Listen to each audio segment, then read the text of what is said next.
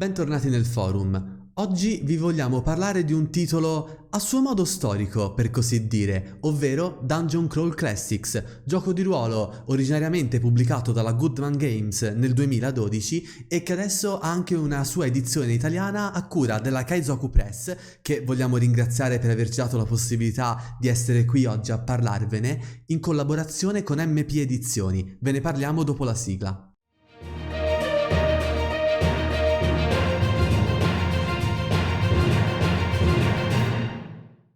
Introdurvi Dungeon Crawl Classics non è una cosa così scontata in un certo senso, dal momento che ha alle sue spalle una lunga storia editoriale, perché dovete sapere che Dungeon Crawl Classics non nasce inizialmente come gioco di ruolo a sé stante, era invece una serie di moduli pubblicati a partire dal 2003 all'incirca, in cui l'autore appunto realizzava all'interno di questi moduli delle avventure pubblicate in OGL, la famosa Open Gaming License di cui abbiamo tanto discusso l'anno scorso, per la terza edizione di D&D e la 3.5. La prima cosa, tra l'altro, nota interessante di questi moduli è che, nonostante venissero pubblicati a partire da un periodo precedente alla nascita del movimento SR, vengono comunque considerati parte di esso. Per quale motivo?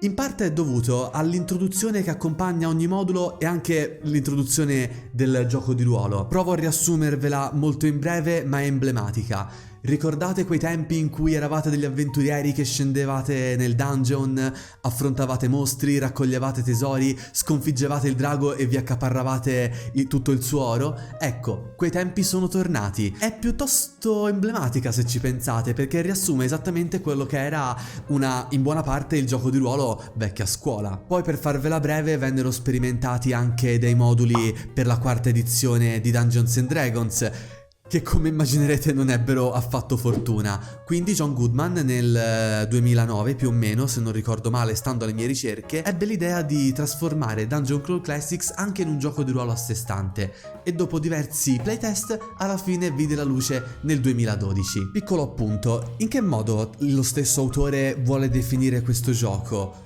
Lo fa definendolo come un sistema OGL che incrocia l'appendice N con una versione semplificata della terza edizione di D&D. Lo so, vi starete chiedendo, se avete come me meno di 40 anni in questo momento, cosa diamine sia? Cos'è questa appendice N? Niente di trascendentale, non vi preoccupate. Era semplicemente quell'appendice in fondo al manuale del Game Master di Advanced D&D, in cui venivano citate tutte le fonti di ispirazioni letterarie non per Dungeons and Dragons. Ecco, l'autore ha voluto riprendere l'atmosfera di quei racconti, il sapore di quel tipo di narrativa e trasporlo all'interno di questo sistema. Detto questo, quindi, vorrei fare una cosa che qui sul canale non è che facciamo molto spesso, ovvero cercare di vedere il più possibile come si struttura capitolo per capitolo. Vorrei partire dall'introduzione, dal momento che ci vengono dette delle cose che secondo me ci aiutano a capire bene in che cosa ci stiamo imbattendo quando stiamo girando come degli zombie in fiera e ci capita davanti questo importante tomo di più di 400 pagine. Ci viene infatti presentato il gioco in questo modo: abbandona tutti i pregiudizi, o tu che entri, gira le pagine di questo tomo solo se soddisfi queste condizioni. Non vi preoccupate, ve le riassumo per darvi un'idea. Che tu sia un appassionato di fantasy con una mente immaginosa, che tu abbia familiarità con i giochi di ruolo, che comprenda la storia e l'importanza degli antichi dei Gygax e Arneson, appunto i mostri sacri, che tu sia in possesso degli strumenti per giocare, che tu comprenda e apprezzi alcuni geroglifici degli abitanti dei piani superni, e qui seguono altri nomi piuttosto importanti del gioco di ruolo, che tu sappia apprezzare una vita di fantastiche avventure e prodezze e riconoscere che un dungeon crawl facilita la gestione di un gioco ambientato nei sotterranei, bla bla bla, che tu comprenda e veneri l'appendice N, che tu sia preparato a giurare con la mano destra, scusate questa è la sinistra, sui tuoi libricini bruni eccetera. Se non soddisfi tali condizioni, metti questo volume sullo scaffale e fuggi celermente. E se dovessi soddisfare tali condizioni, sappi che sei stato accolto nell'ordine di Dungeon Crawl Classics e che vi troverai gentili compagni di comuni sentimenti. Puoi proseguire con buona salute. Quindi sostanzialmente il gioco ci sta dicendo che se noi stiamo sfogliando questo manuale, per giocarlo dovremmo appartenere a quel target storico che ha vissuto gli anni d'oro appunto di Scatola Rossa o di Advanced D&D e tutta la vecchia scuola. Quindi qualcuno di voi potrebbe dire: scusa, e se io non appartengo a quella categoria di giocatori, o sono un novizio, sono in generale uno più giovane? Affrontiamo meglio questo argomento in fondo al video. Tolto questo preambolo che lascia intendere quasi che ci sia una sorta di guardiano al cancello di Dungeon Crawl Classics, il manuale ci introduce appunto alla meccanica fondamentale, il D20 System ovviamente, più col fatto che dovremo superare classi di difficoltà, che ci sono dadi particolari, anche questo lo vediamo tra un momento. Una tabella di conversione molto utile o meglio, una lista di differenze rispetto alle edizioni precedenti di D&D, con particolare riferimento alla 3.0 e la 3.5. Sostanzialmente non ci sono classi di prestigio, classe e razza sono la stessa identica cosa, come poteva essere, se non ricordo male, appunto in Scatola Rossa, o sei un mago o sei un elfo. Ci viene poi spiegato il concetto di armatura crescente, ci viene spiegato quali sono le differenze per esempio per chierici e maghi in generale per lanciare gli incantesimi, e che esistono tabelle dei colpi critici. Ecco, riguardo queste particolari tabelle, che non sono poche, le vediamo anche queste tra un momento. Vi risparmio i dettagli più approfonditi, così avrete modo anche voi di potervelo leggere se vorrete accaparrarvi questo importante volume. Veniamo quindi ai nostri personaggi. Non sei un eroe, sei un avventuriero, un predone, un tagliaborse, un uccisore di miscredenti, un taciturno stregone che custodisce segreti morti da molto tempo. Ecco, è un concetto molto vecchio a scuola che avevamo ritrovato per esempio con un gioco storicamente più recente come fu appunto Forbidden Lands. In questo senso non siamo eroi, siamo predoni all'avventura, che è un concetto che a me personalmente non dispiace affatto. Ma veniamo quindi alla creazione dei personaggi, che è la cosa che penso interessi un po' più noi da vicino. Vi mostro tra un momento la scheda, ma sappiate che inizialmente i nostri personaggi saranno di livello 0, esatto, quindi tornano in gioco i livelli infimi.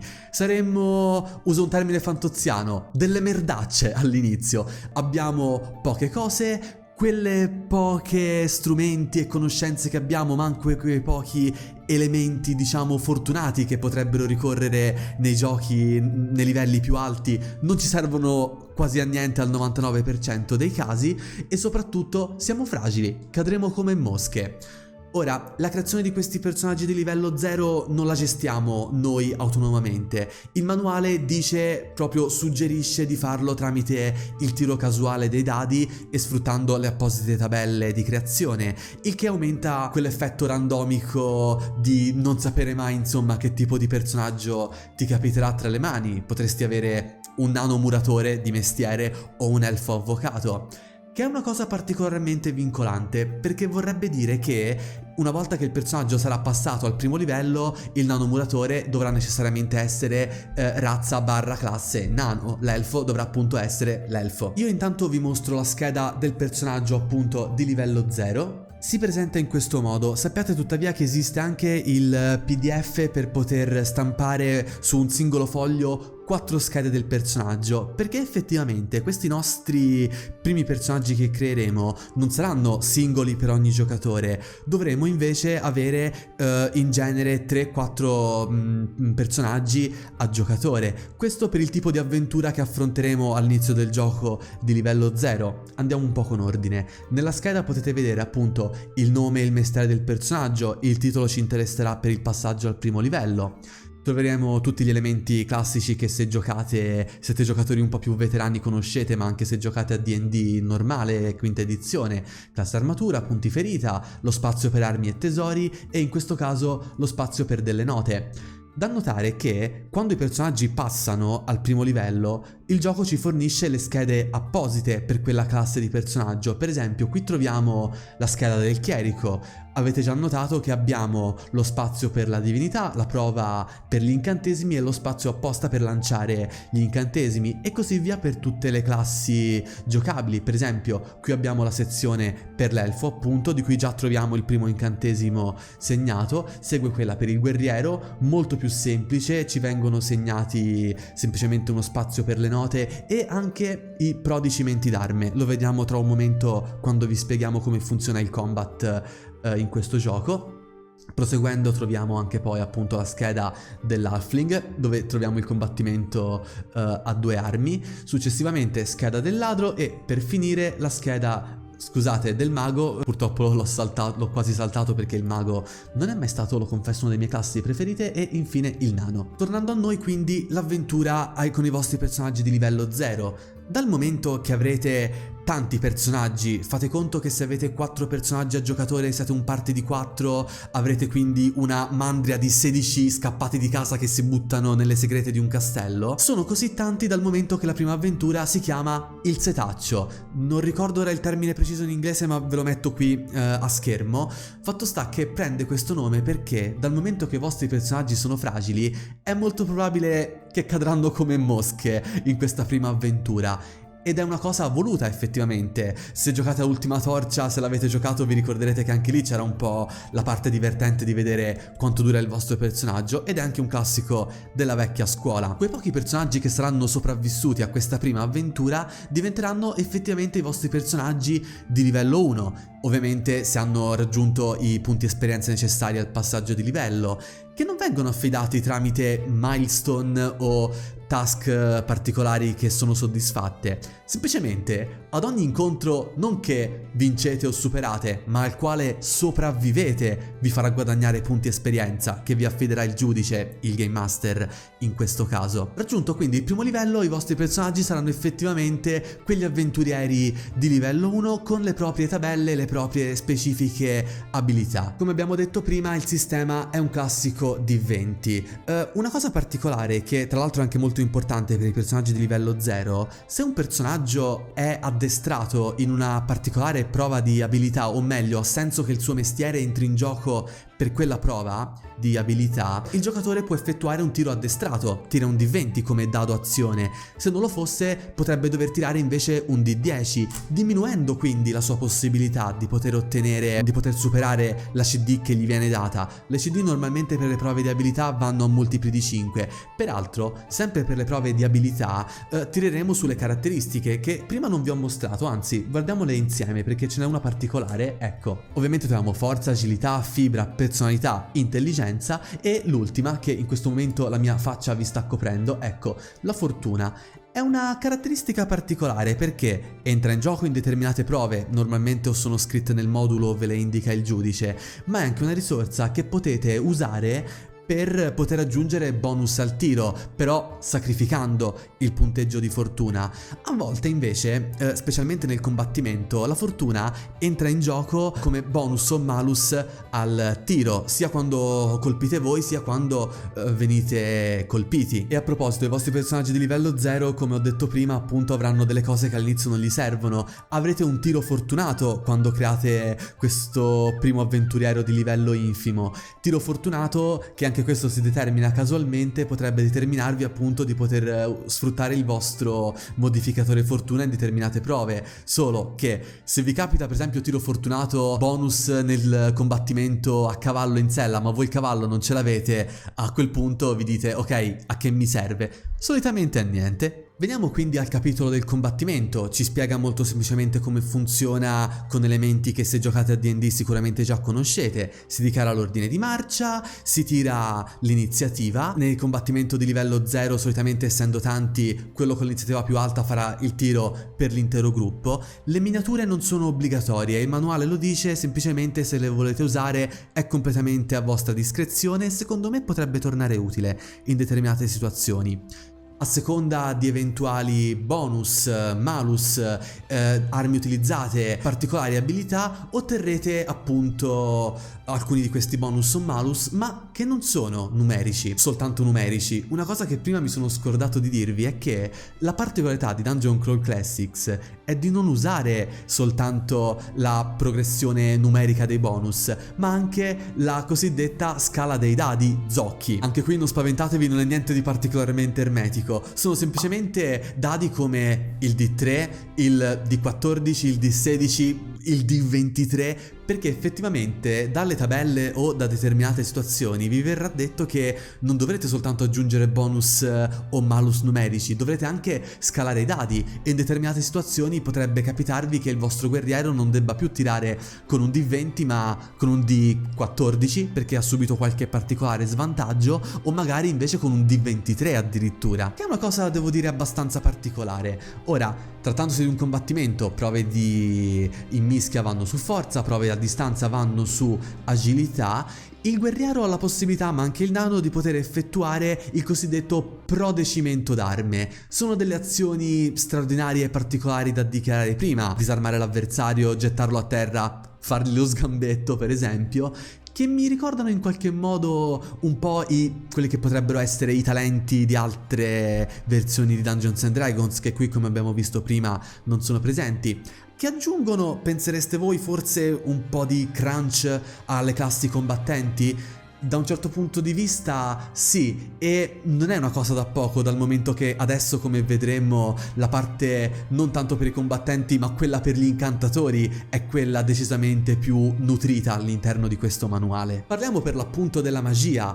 Ci viene detto nel manuale che, come potreste immaginarvi da altri giochi appunto più storici, è rara, è potente e pericolosa. C'è addirittura un intero capitolo dedicato ai soli oggetti magici. Ci viene detto che non possiamo trovarli così un tanto al chilo molto facilmente. Trovare un singolo oggetto magico, pergamene, bastoni, bacchette magiche, tutte tra l'altro regolamentate all'interno del loro capitolo, potrebbero valere effettivamente una quest per l'incantatore.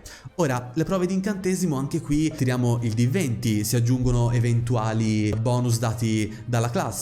La CD normalmente è data dal livello dell'incantesimo, oppure 10 più il livello dell'incantesimo moltiplicato per 2. Particolare il concetto che ci spiega il manuale di magia mercuriale. Il modo in cui la magia si manifesta nelle mani di un incantatore non è identica per tutti i personaggi. Diciamo che a seconda di sotto quale stella siete nati potrebbero esserci delle varianti. Cosa vuol dire? Quando acquisite un nuovo incantesimo, praticamente dovrete tirare dalla tabella della magia mercuriale per vedere come quella magia si manifesta per voi come personaggio, il che potrebbe rendere unici i vostri incantatori se ce n'è più di uno all'interno del party. Troviamo poi una serie di possibilità, come poter sacrificare alcuni punti caratteristica per aggiungere i bonus.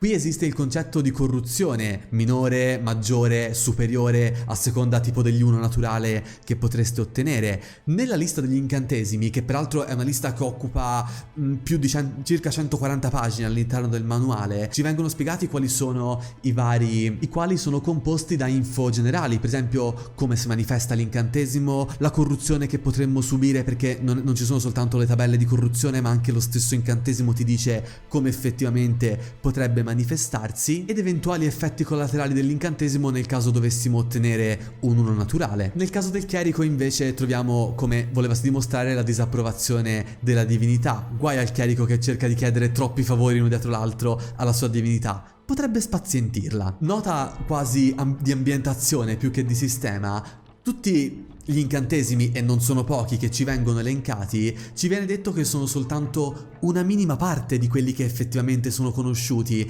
Siamo pur sempre mortali, non possiamo avere accesso all'intero catalogo magico. Quella, se vogliamo, è più una prerogativa degli dei o di coraggiosi avventurieri e incantatori che potrebbero riuscire a scoprire nuovi incantesimi. Ora, questa sezione contiene anche la spiegazione del duello magico, potremmo chiamarlo appunto il controincantesimo. Non è una regola che mi è piaciuta molto perché secondo me è un po' troppo cervellotica, provo un attimo a spiegarvela. Sostanzialmente l'incantatore, quando abbiamo già tirato l'iniziativa, è come se saltasse l'iniziativa per poter contrastare la magia avversaria. Viene da sé che se vogliamo contrastarla dobbiamo essere appunto dopo nell'ordine di iniziativa rispetto all'incantatore che la lancia. Non è che se noi agiamo per primi possiamo controincantare quando è il turno dell'avversario. Sostanzialmente le due parti chiamate in causa, che quindi saltano l'iniziativa e agiscono per primi, posizionano il D20 sul 10, questa parte si chiama indicatore di slancio, ed effettuano la prova normale. Chi vince porta lo slancio a questo punto a 11. Bisogna fare quindi un confronto delle rispettive prove su una tabella apposita, il risultato del dado dell'avversario e quello tuo. e a seconda del risultato bisogna tirare il dado che ci viene indicato più il bonus dato dallo slancio. Su un'ulteriore tabella quindi andremo a leggere l'esito di questo scontro fra maghi praticamente. Non mi piace molto perché c'è tutta questa parte di dover mettere appunto il dado, fare la prova, vedere il confronto numerico sulla tabella, fare quindi un ulteriore tiro con un altro dado e andare a vedere su un'altra tabella cosa succede. Non lo so, secondo me poteva essere qualcosa di un po' più semplice. Riguardo all'apprendere un nuovo incantesimo, anche qui non è una cosa molto scontata come per esempio in altre versioni di D&D dove potevi semplicemente sceglierlo. Ecco, innanzitutto l'incantesimo va studiato, magari ci vuole molto tempo, bisogna trovare chi te lo insegna o una particolare cosa che ti può aiutare ad impararlo. Per questo dicevo, per il mago imparare una nuova magia o ottenere oggetti magici potrebbe valere effettivamente la quest. Però anche qui nella regola nella parte regolistica per il giudice, per appunto il game master, ci viene detto sostanzialmente, anzi facciamo una cosa, ve lo spiego tra un momento quando tocchiamo appunto questa sezione. Anche qui ho una particolare critica da muovere. Troviamo quindi la sezione per il viaggio, che ci viene detto sostanzialmente di dargli un approccio molto medievale. I viaggi durano tanto tempo, le distanze da coprire spesso non sono enormi, non abbiamo i mezzi di trasporto come aerei, autobus o mezzi particolarmente veloci. Anche soltanto muoversi di 10 km fuori dal proprio villaggio di origine potrebbe costituire un'avventura. E allo stesso modo, molto spesso saranno gli altri avventurieri, potreste essere voi i portatori di notizie da altre parti del mondo, e se magari è venuto un grande evento lo potreste sapere soltanto a distanza magari di settimane, se non addirittura mesi, quando qualche altro viaggiatore è venuto a riferirvelo in locanda o in circostanze particolari. Tra l'altro in questa sezione viene fatto notare in una maniera piuttosto puntigliosa, devo dire, che tutto quell'approccio di altre edizioni e di altri giochi di ruolo, delle tante regole per gestire appunto magia e incantesimi e cose varie, viene sostanzialmente ripudiato, quando invece tutto ciò che concerne il soprannaturale e il magico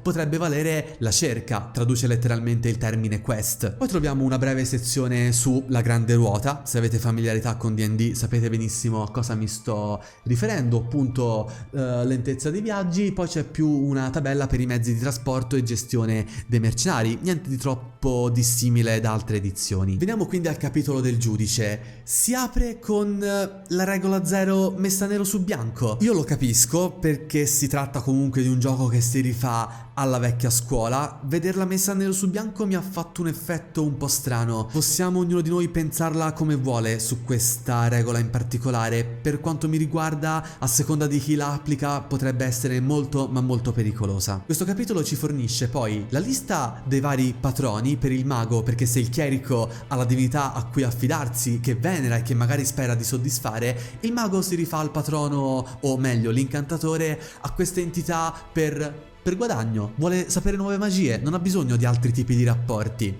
Ci dice come dover gestire la magia per il mago. Ecco, è qui una cosa che mi è piaciuta poco sostanzialmente. Il fatto che deve essere sempre il game master a stabilire la rosa di incantesimi che il mago in questo caso può apprendere. Non è che mi piaccia molto, perché toglie secondo me quella possibilità al giocatore di poter scegliere che progressione dare, ma d'altra parte siamo sempre nell'ambito vecchia scuola. Oltre al capitolo degli oggetti magici che vi ho prima spiegato, troviamo poi una ricchissima sezione di avversari, mostri, il bestiario, tesori che possiamo effettivamente trovare, e con questo direi che possiamo chiudere a questo punto la presentazione degli elementi del manuale. In realtà no, quasi dimenticavo di dirvi che in fondo al manuale potete trovare anche un'avventura per personaggi di livello 0 e di primo, chiamata Il portale sotto le stelle, che vi potrà essere utile per poter muovere eventualmente i primi passi in questo gioco, sempre che di primi passi effettivamente si possa parlare. Detto questo, quindi torniamo alle considerazioni. Quali sono le mie considerazioni quindi di Dungeon Crawl Classics? Vi confesso che non è molto facile per me riuscire a darvi un giudizio il più possibile efficace per diversi motivi. Il fatto è che prima di tutto io non rientro nel target dichiarato neanche troppo velatamente di questo gioco, dal momento che io, come vi ho detto prima, non li ho vissuti quegli anni. Alcuni elementi potrebbero effettivamente essermi sfuggiti. Soprattutto io appartengo anche ad un'altra generazione, mi sono avvicinato a filosofie di gioco e tendo a preferire stili di gioco che si allontanano discretamente da questo, quindi voglio fare così. Innanzitutto vi dico che cosa mi è effettivamente piaciuto di questo gioco. Bisogna riconoscergli innanzitutto che è indubbiamente un atto d'amore verso quella filosofia e quell'epoca, quello stile di gioco, e lo si vede dalle illustrazioni, da come le cose vengono spiegate, da in generale l'intera atmosfera fantasy vecchia scuola che il manuale trasmette. Non è una cosa semplicemente tipo prendiamo vecchie regole, cambiamo 2 virgole e appiccichiamole all'interno di un sistema vagamente simile a D&D, perché nonostante sia riconoscibile, brilla di luce propria, in qualche modo si muove con le sue gambe. Poi ritroviamo tra l'altro anche diverse illustrazioni dello storico illustratore della TSR dei primi Dungeons and Dragons, tra l'altro le ultime che ha fatto prima, poveraccio, di passare a miglior vita, che aggiungono secondo me un valore appunto aggiunto e collezionistico a questo manuale. Voi state vedendo il PDF, ragazzi, ma non avete idea, è un bel volumone di 400 pagine. Si tratta di un regolamento, di un framework che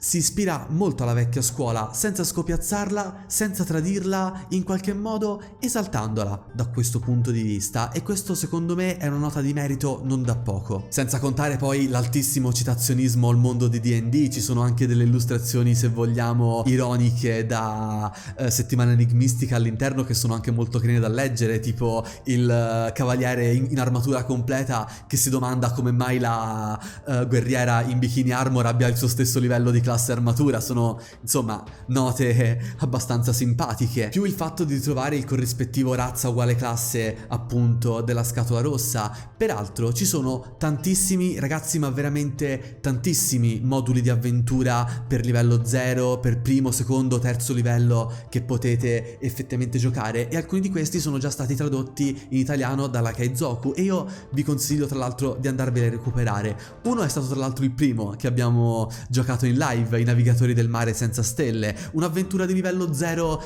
particolarmente mortale, un setaccio appunto. Tutto ciò però ovviamente comporta anche quelli che secondo me sono i difetti del gioco vecchia scuola. L'autorità è tantissimo sbilanciata nelle mani del giudice, come avrete notato può decidere molto dagli elementi dell'avventura, da quali incantesimi far scegliere ai vari incantatori. Non c'è tutta la parte relativa all'arco di progressione del personaggio, non ci sono regole con cui i giocatori possono attivamente intervenire nella creazione del mondo.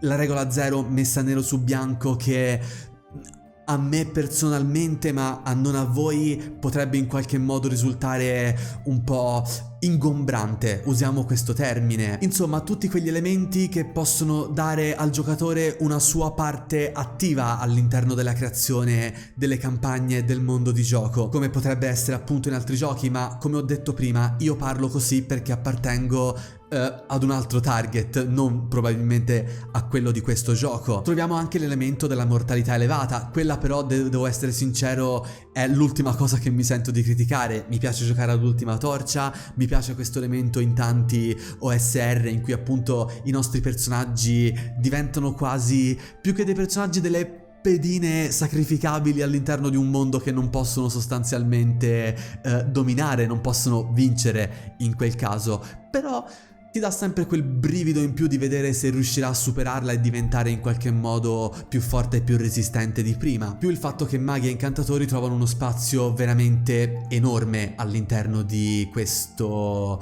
tipo di giochi. Le ultime cose quindi le voglio dedicare quindi al fatto che c'è una dichiarazione all'inizio che secondo me è quasi un elemento di gatekeeping, anche qui va accettato o meno, e quindi bisogna domandarci per i giocatori più giovani: vale la pena iniziare con questo gioco? Vale la pena provarlo? E soprattutto, per quale tipo di giocatore era stato pensato questo titolo? In realtà la risposta viene da sé. Goodman realizzò questi moduli pensando appunto ai vecchi giocatori, ed a queste persone, ai giocatori più veterani, che questo tipo di prodotto si propone. Per i nuovi giocatori, per i completi neofiti, io personalmente lo sconsiglio. Meglio se giocatori già abituati agli OSR, in particolare in generale giocatori più scafati, che secondo me farebbero meglio ad approcciare questo titolo con un giudice che effettivamente appartiene a quella generazione. Il gioco sicuramente potrà essere maggiormente apprezzato dai vari veterani, per l'appunto. Io lo suggerisco a questi veterani che magari hanno commesso il gravissimo errore di buttare via Scatola Rossa o tutte le loro vecchie edizioni di D&D e adesso non hanno più nulla nello scaffale. Con questo secondo me vi portate dietro vi mettete sullo scaffale un pezzo da collezione non da poco che vi potrà riportare a quei tempi in cui giocavate nello scantinato del vostro amico brufoloso e No! Con questo è tutto, signori. Io sicuramente mi sono dimenticato qualche dettaglio importante di questo gioco, ma sarò ben felice di leggere i vostri commenti qui sotto nella sezione. Diteci voi se lo giocate e che cosa ne pensate di questo particolare atto omaggio gigantesco alla old school. Io vi ringrazio di averci visto fino a questo punto, vi invito a iscrivervi al canale se non l'avete ancora fatto e di seguirci su tutte le nostre pagine social. Vi invito appunto a seguirci su Facebook, su Instagram o a unirvi al nostro gruppo Telegram se volete fare due chiacchiere più in tempo reale con noi sul mondo del gioco di ruolo e perché no vedere i nostri reel su TikTok. Daniele dal forum Sententiam, chiudo.